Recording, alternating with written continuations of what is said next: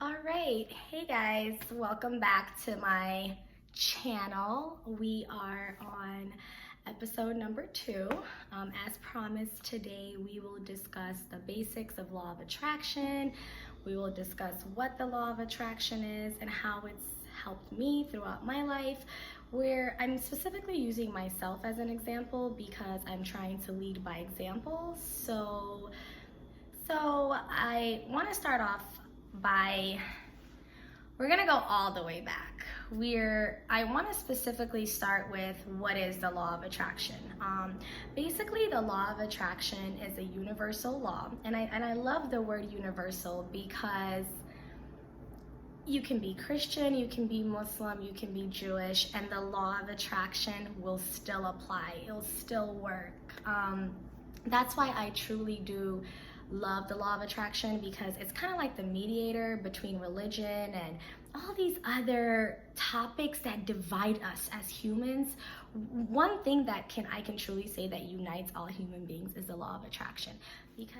And the reason why I say the law of attraction unites us is because it's something that truly, you can't, if you have a piece of magnet and you put it on your fridge and it sticks to your fridge, you can't unsee that. You can't say you don't believe in that. It happened. It's in front of your face. And that's exactly what the law of attraction is, right? We are vibrational beings. We can go all the way back to biology, where we're formed from 1 million cells that created tissues, that create organs, that create body systems, right? And these cells, if you basically take your blood or any form of piece of tissue from your body and review it with a laparoscopic microscope, okay, what happens is you will see like there's movement. There's all this movement. There's movement because it's vibrations. We are made of vibrations. So we are everything that was created on Earth. Vehicles, cars, speakers, anything that's man-made was pretty much derived from how the human body works, right? Any form of thing, any type of joint, so anything that you have to turn, that comes from the fact that like your body can turn. So engineers took science and biology and started creating things with it, right? And that's why the law of attraction is very, very, very important to me, because I understand from being into science, majoring in science, and being in that field for a while. I understand how physiology works with our human body. I understand how biology works. And all of that is what helps me believe that the law of attraction is actually real.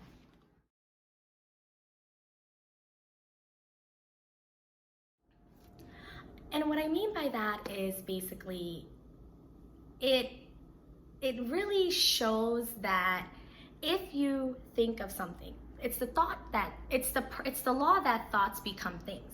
If you think of something, it will happen.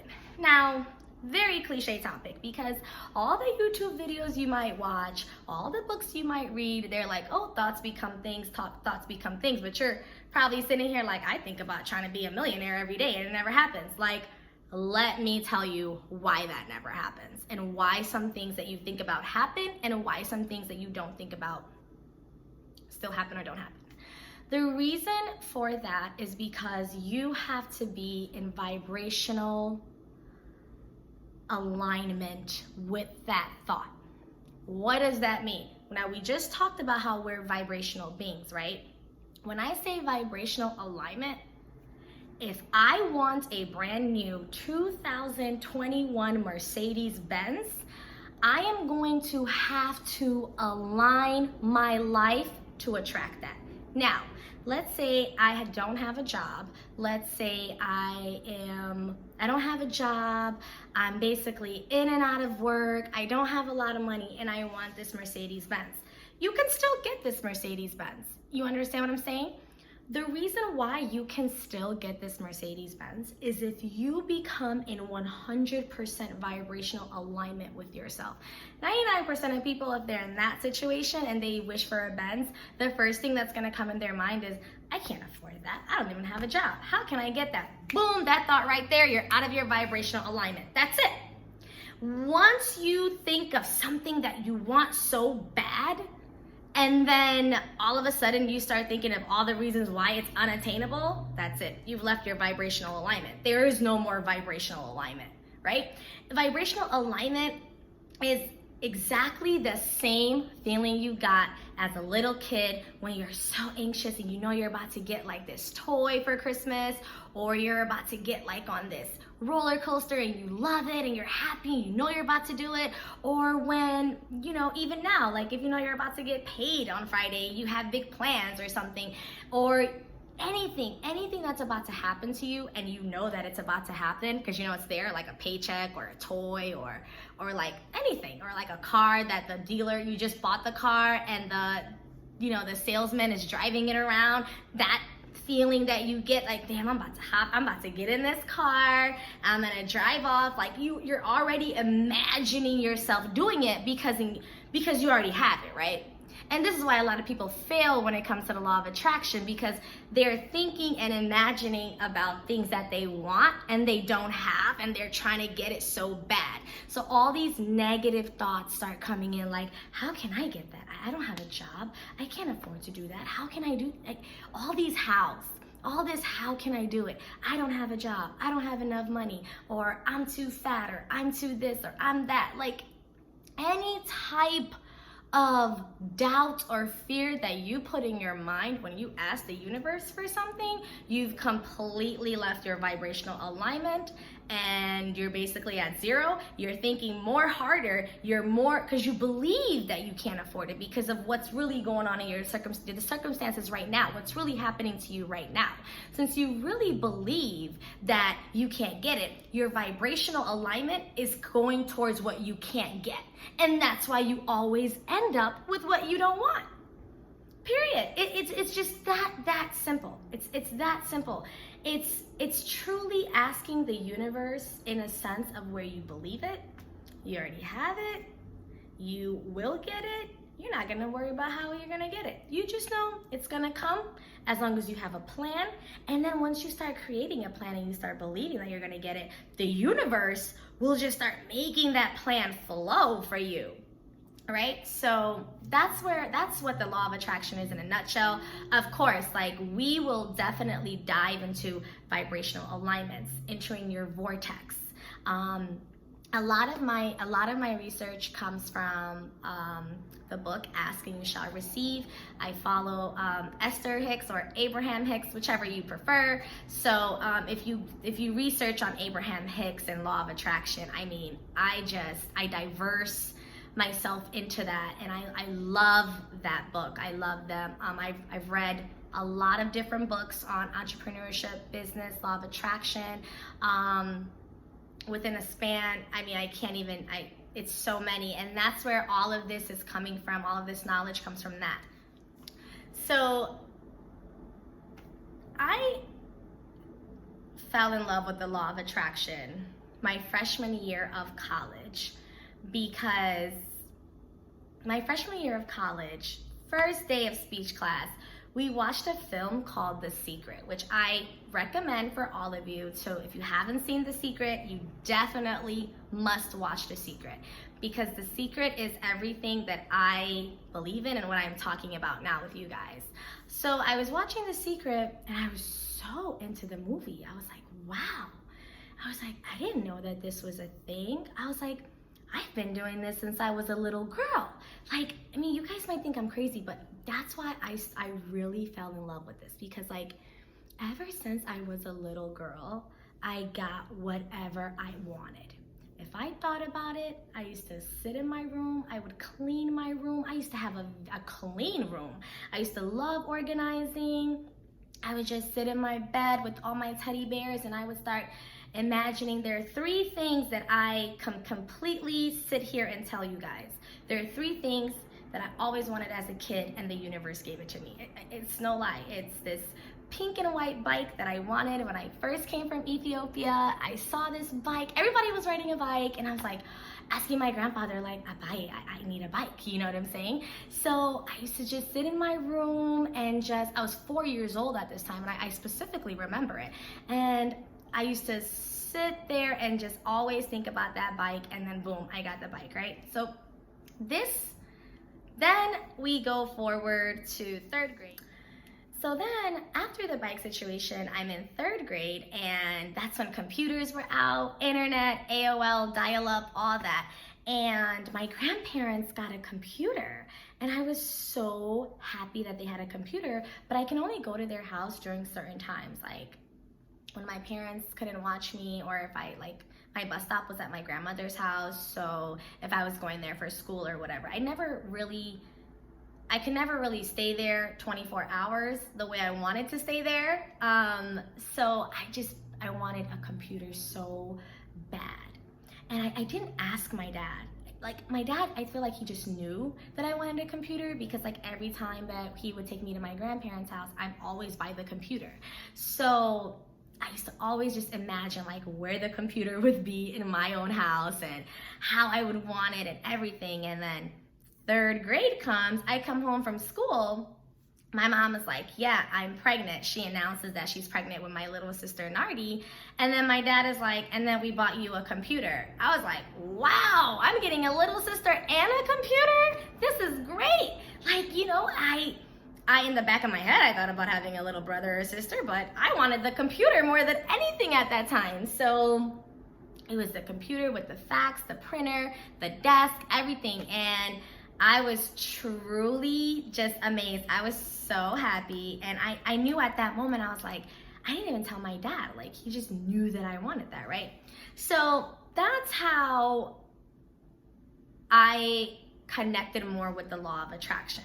The biggest form of law of attraction that worked for me prior to even knowing what it was would be my ability to speak Spanish.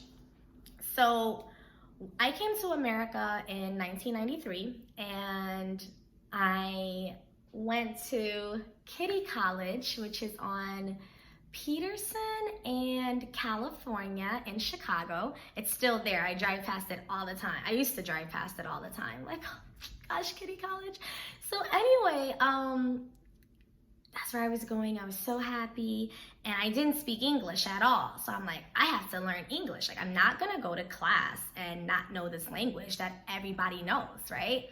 So I'm like, my dad's like, okay, you're enrolling in school on this day and that. And I was like, okay, I have to learn English. So I taught myself English as much as I can, talking to the wall and watching TV and having my parents read to me, because my dad came to America with a student visa. So my grandfather, my father, basically my entire family, except for my grandma, they were all fluent in English. So my parents migrated here through the Peace Corps. So all of that right there was really helpful for me, because it's just so different when you have parents that are more Americanized and that are more open to the Western culture. Not that much, but just more open. It really helps you as a foreigner, but it is still very, very hard. It's very, very hard. Even though they're open, it's still kind of closed in a way. So basically, long story short, I learned how to speak English by talking to the wall. My parents were reading to me, and I had a lot of books as well. I was reading as well at that time. I was reading before Kitty College at that time, I remember. So it was good. It was like, okay, I learned English. All right, first day of school, you couldn't tell me anything at Kitty College. I thought I knew it all. I was like, oh my God, I speak English now. What can you tell me? I get to class, and mind you, like, I was so ready to start speaking English. And some of these children were speaking a different language. I was like, what is this language? And they're speaking Spanish. I said, oh my God, I went through all that to learn English, and there's another language out here that I don't know. I was so hurt. But from that moment on, starting from Kitty College, I made it a job every single day I envisioned myself speaking Spanish. I used to talk to the wall in Spanish, watching Telemundo thinking it was Spanish. I made sure that, like, I don't know how to explain it. It's like I made sure that I never forgot that I needed to learn that language, right? So all the time, every time that I would basically get an opportunity to watch or hear Spanish, I always did. So in the back of my mind, every day I'm thinking, like, I have to learn Spanish. I need to learn Spanish. I have to learn Spanish. We move on to 7th grade. Spanish is offered as a subject. I moved to Rockford in 6th grade. I went to RISA, Rockford Environmental Science Academy, when my parents split up. And at RISA, they were offering Spanish as a language.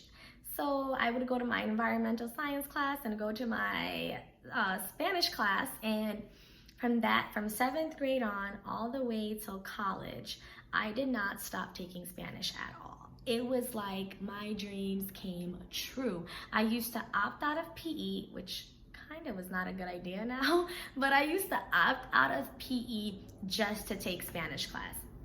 I never got a B or a C in Spanish. I always got A's from 7th grade to college, my last year of college. I remember the professor was like, "Señorita, ¿dónde está aquí? Tú hablas español muy bien. Ay, Dios mío." You know what I'm saying? So, like, that was like my thing right there. Like, I had to be trilingual. I had to be able to speak Amharic. You know, yo quiero hablo español mucho. Yo aprendí en la escuela y desde de grado de 7.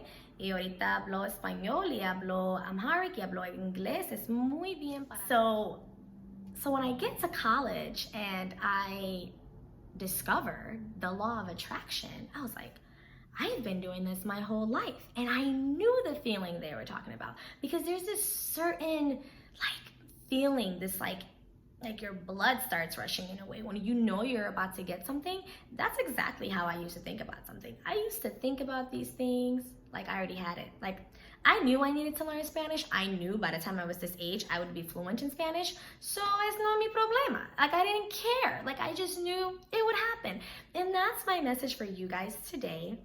Is I don't want you to think about how something's gonna happen. I don't want you to think about when it's gonna happen. By the way, that timing situation, I will say I'm bad on that. Like, I take time very seriously. For me, time is money, time is golden. So, you know, I feel the need to have to do certain things by a certain age, which I don't recommend for other people. Everybody is at their own pace in life. I've learned that in the past few years, that I am only in competition with myself. I am not in competition with the next 30-year-old girl or the next 30-year-old man at the end of the day. And that's why, another reason why I was like, I really need to start sending these messages out to people, because being concerned about when you're gonna get something, God is taking too long, the universe is taking too long, anything, don't put your mind on that. The best thing you wanna do is live your life every day to the fullest. Don't sit at home every day and whine about your life. Don't sit at home and say, man, I'm a great rapper. I'm talking about rap because I was talking to one of my friends today, and he's such a great rapper. You know, he's such a great rapper, and he just doesn't have money to invest in himself, and he raps better than a lot of guys that I know. And I'm trying to explain to him, like, you can get on Instagram, on YouTube, on anything, and just start freestyling. There are ways where you can make songs for free and just promote it for free. You understand what I'm saying? Like, if you get those streams, they'll start paying for themselves. Like, don't just sit at home and say, like, man, I rap better than all these guys. Like, you know what I'm saying? And you can't get it. No, like, you live in America. You have an iPhone and you have the internet. What more do you need? What more do you need the universe and God to give you to get what you want nowadays? We live in a world now, it's 2020, where we can have everything we want. In a sense, yes, we are in a very bad time with the whole Trump immigration and all that situation happening with Iran and everything. I get it.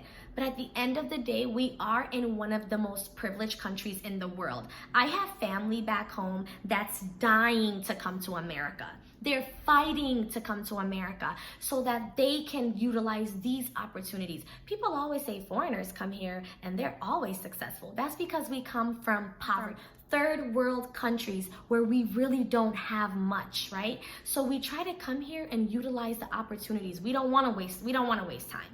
We want to get to the money. We want to become successful because we are trying to help our family that's back home. We're trying to help our country. We have other people that depend on us most of the time. And that's why there's that big stereotype of foreigners being hard workers or Mexicans and all this. It's because we come from somewhere that, for us, America is a dream. For most people that live here, they hate it. I hear people on Twitter saying, I'm moving back to Africa, I'm doing this. That's all great and fancy, but I would love for you to swap places with my uncle. I would love for you to go live where my uncle lives and allow my uncle to come. So when I see my family back home and they're struggling to come to this country so they can be somebody, I can't sit here and sit at home and just whine and complain about my life and not get up every day and do something to make myself better.